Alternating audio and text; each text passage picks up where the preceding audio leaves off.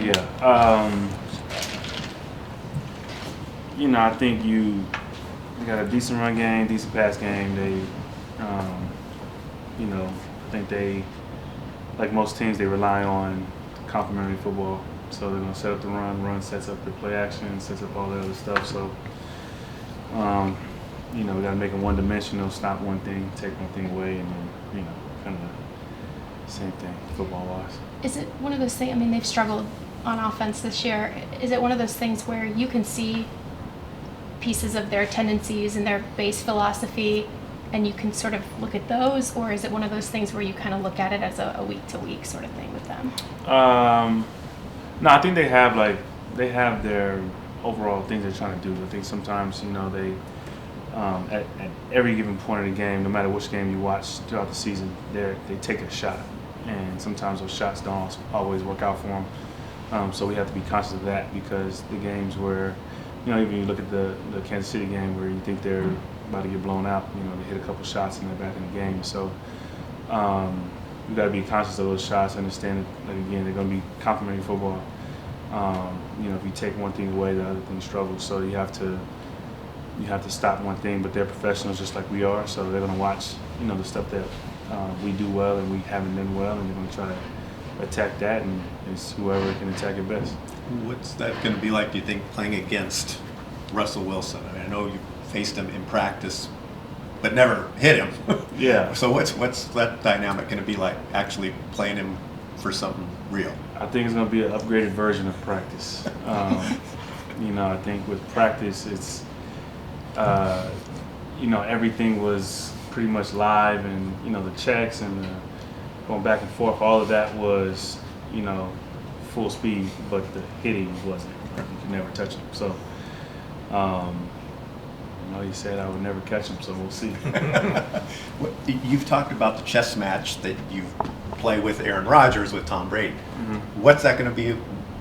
Do you feel like you have a leg up a little bit, having stared across the line from Russell for so many years? To an extent. When you see somebody for 10 years, you kind of know what they like and what they don't like. But he's evolved as a player, and as a especially as he moves there, there's little things that he does differently. But at the end of the day, once you get going and you start hitting and all that other stuff, it slows down, and the concepts that he likes and the things he likes to do will come to surface, and hopefully be able to take advantage of those things. And obviously he's watched you for years and years too. So what's that like when in the game when you guys lock eyes and you know what he's going to do, and he knows what you're going to do? Like I said, it's just like practice. You're talking trash at practice, and a lot of the trash talk would be like, you're lucky you have a red jersey on, you can't touch it. And so now he has a Bronco jersey. So it should be fun. It'll be a fun game for Christmas. We get to play in front of our families, and hopefully, my family's going to be happy. What stands out to you when you think back on that decade you spent with him as a teammate or as teammates? I would say the person. He as a person. I think he gets a lot of rap for a lot of things, but he was an extremely amazing person. All the stuff that he did in the community every week. No matter what the situation was, he was always there at the Children's Hospital. I know that was inspirational for myself and a lot of the guys. A lot of the, creating a school, doing all the things that he does to help people on a daily basis definitely stood out. But even the stuff that he did for, staff, teammates, things of that nature, like, some years where he had, deal with Alaska, and he gifted everybody in the building flights to anywhere that Alaska flew. And so his generosity, so that was some of the things outside of the playmaking, all the fantastic stuff that he did on the field. But I would say that. What's the balance defense strikes schematically between the places where you'd like to be aggressive and some of the down and distances where you'd like to be aggressive versus understanding that there are still players who are developing into being able to execute in those moments? So you're asking what? Like, how do when you balance call those development and plays? aggression? Yeah. And risk taking, I guess, would be a better word for it. I think at the end of the day, like, you got to just call the game. No one, in my opinion, no one really ever learns until they're in the fire. And so if you keep holding back calls for certain people, then they won't get a chance to grow. And so that's my opinion. My opinion on it is if you have a certain play that you want to call at a certain moment, it's better to develop that player and let him try to run that play in that moment than take that moment away and he doesn't get a chance to learn. So I think obviously there's a balance in that, but a lot of it comes from practice. I think the biggest thing is putting people in those moments at practice and really stretching yourself. But I always felt like practice should be a lot harder than the game because coaches prepare you. They have all these different plays that they run, all these different concepts that they run. You'll practice a play that they only ran once, but you'll practice it maybe 20 times. There's so many different things. So practice is always, like, to me, has always been the hardest part. But the game is simple because you're not going to see all the concepts that you might see at practice. So I'm always for stressing players at practice so they can be free during the game. How do you stress players at practice when you guys have been dealing with first truncated weeks and then this late in the season managing the workload on the body and then also sort of a rotating personnel group at quarterback, guys who are running the scout team against the defense? I always believe that this game is 90% physical or 9% mental, in my opinion. So you don't have to stress the body; you stress the brain. Stressing the brain is just as good as stressing the body. So whether it's in the film room, whether it's on the field, whether it's walkthrough, whatever the case may be, if you take those moments seriously and you stress your brain, it's just as good as the body, and it'll equate in the field during the game. So, what are you seeing from some of the younger defensive linemen, Michael and Bobby, those kind of guys that are getting a longer look?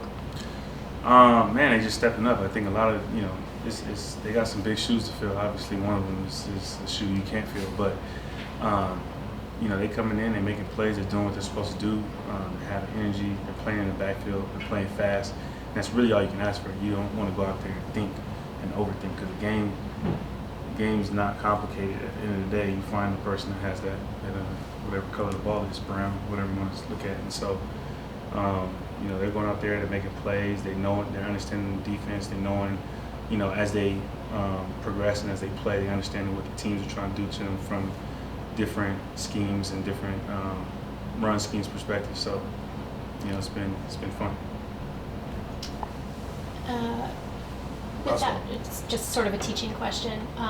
Without Aaron and Ashawn up front, and obviously those guys are learning quickly and on the fly in a lot of ways, but without Aaron and Ashawn, are you seeing teams focus maybe more or different types of attention on where they think you're going to be because the guys up front maybe aren't commanding as many initial doubles, or are you kind of noticing them trying to scheme you differently, especially in the run game?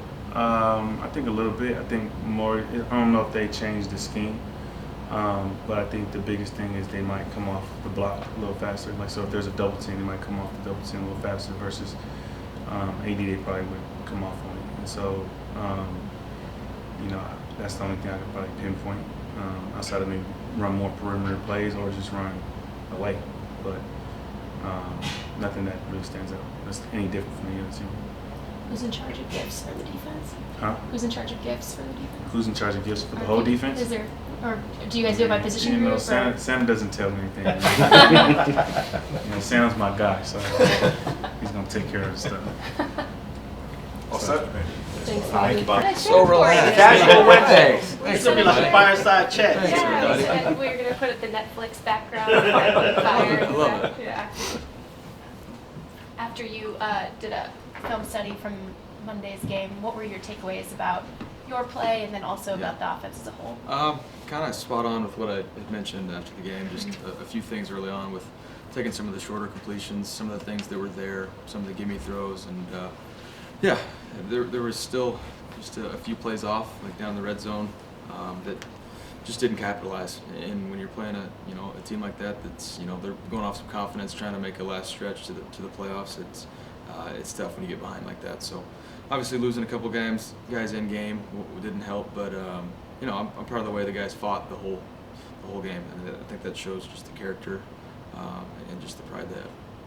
Is there, even though this is now a short week, does it feel like for you, have you been able to get into any kind of a rhythm that feels semi-normal to you in terms of being able to prep for games? Yeah, I was able to get back into a routine last week, just being a longer week, just to you know, normal how I do my game prep, just study-wise throughout the week, and obviously, yeah, it's a little bit shorter this week, but I think with how banged up we were, it was probably going to be one of those weeks anyway. So just more mental prep, get ready to go, get everybody on the same page, and yeah, handle it like we did. Baker, I know everything's been kind of fast-paced for you, but have you got a moment to kind of reflect on your short tenure in Carolina and what you learned about yourself during that time? A little bit, yeah. I mean, I think overall this year has been just kind of a lot of ups and downs, just trying to stay as steady as I possibly can. Like I mentioned to you guys, I think the hardest part was saying goodbye to my teammates.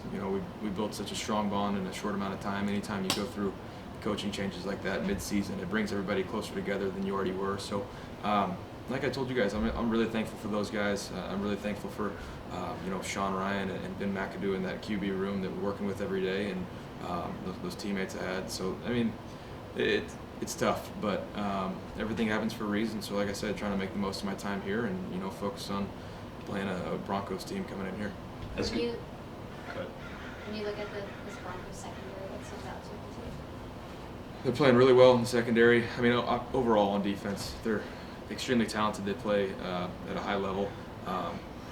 They got guys that can make a lot of plays. Obviously, having Pat Surtain over there to be able to lock one side of the field down helps. But then you got two veteran safeties that have seen a lot of ball, see a lot of concepts, are able to react, and their rookie Mathis is playing really well. So this was when I played the Broncos. It was my last game prep in Carolina, so familiar with the structure of the defense. It's similar to the structure we have here with LA. So yeah, they're playing at a high level. That hasn't stopped. So we got to be ready for the challenge. As good of a job as Coleman did stepping in for Brian when it got injured, is there anything different you have to do as far as your preparation or your routine during the game week after basically onboarding with Brian for most of that? No, I think the communication in that room is it's really good as it is. So that's not going to be a drop off. I mean, it sucks to lose Brian. There's no doubt about that. But Coleman's ready. He's ready to step up in a big way. And so yeah, we'll be talking all week. We'll get on the same page, and we expect to play well on Sunday. If we could go back to like some of the check down throws and the shorter passes, what about those maybe predicated on timing and like getting used to guys and where they're going to be at certain times? I don't even want to put it on the timing issue. It's more of just taking what the defense gives you, especially in a game like that where we kind of got the flow of it. They were going to play some two-shell stuff and rely on their front and their linebackers to stop the run game. So they were going to play some soft coverage, and I'll take the blame on that one for sure. It's not about timing with guys and not having reps. It's just seeing what the defense is going to give you and accepting that. If you do hit those, does that help with a rhythm? Does that get your line into a rhythm similar to how you hear people talk about the run game, settling people down? Absolutely. I think just staying ahead of the chains. Like, we had too many long yardage third downs, and too many negative plays. So if you stay ahead of the chains, get the guys in the rhythm, it just overall helps. So taking those easy plays and taking what's there. There were a couple, though, third and longs where you converted, some nice passes. What's your kind of mindset when those kinds of plays are unfolding? It's a take what's there. You have a play dialed up to get the first down, to convert, but just have a positive play. And an incompletion on that down and distance is a positive. So want to end the drive with a kick, and so no negative plays, no sacks, and just try and find an incompletion or and get the ball out of your hands. And there were a couple plays, at least if I'm remembering correctly, where you actually slid in the pocket, stepped up, but weren't able to make a throw and ended up taking a sack. Is that because the coverage dictates you can't make that throw, or? In some instances, yeah. And with those guys in Green Bay, they're pretty good at pattern reading. They're really jumpy. They're an aggressive secondary. So a lot of that was stepping up. But if the timing's off against a defense like that, they're going to make a play on the ball. Baker, from your point of view, 2 games to prep with Sean McVay, and you hear all these good things about him from the outside. What have you learned about working with Sean so far? Just how detailed he is. I mean, talking about even when a play looks good in practice, somehow fine-tuning it afterwards to the what if look. What if we get this certain look? How do we want to teach the guy? It's pretty special to watch how detailed he is, and just getting to know him and how he wants to put guys in good positions. Not to ask anybody to do something they're not capable of, and just making sure he's putting guys in a great spot. You mentioned this is the second time you're prepping for Denver's defense. How different or similar is this to playing a division rival the second time around? For me, similar. Just you don't want to just say I've already prepped for them, I know what they're about. You still want to go back and run through all the new clips and see what the different nuances. And obviously in this league there's going to be different faces, guys that might have been banged up that are back in healthy and vice versa. So you want to go back in and treat it as if you haven't played against them, and just knowing little nuances and continuing to grow and learning that. This might sort of be putting you on the spot a little bit, but you are such a detail guy. Are there any details about like the other people you're around, specifically your teammates, that you've learned that maybe were striking to you, made you laugh, or you were kind of surprised by? Yeah, there's a few guys. I think Brandon Powell's like a pit bull. He's in there. He's ready to go. He's ready to hit somebody. He might not be the biggest guy, but he's going to bring the punch to the party. It's been fun getting to know these guys. Tutu's always got a smile on his face and the toothpick in his mouth. Benny Sco, hilarious, like a bull in a china shop. And those guys up front I'm still getting to know. Brian Allen's pretty just dry, sarcastic guy, and everybody just kind of takes him for what he is and laughs at his jokes. It's a great group, and it's been fun for this first couple of weeks. It probably wouldn't surprise you to know that the receivers coach Eric Yarbrough calls Brandon Mighty Mouse. I did hear that last week for the first time. I don't think it makes him very happy, but it's entertaining just to see the interactions, and obviously with Greg Olson on staff too, a guy that's been around the league, and see how he interacts with the guys. It's pretty special. And Couple more, guys.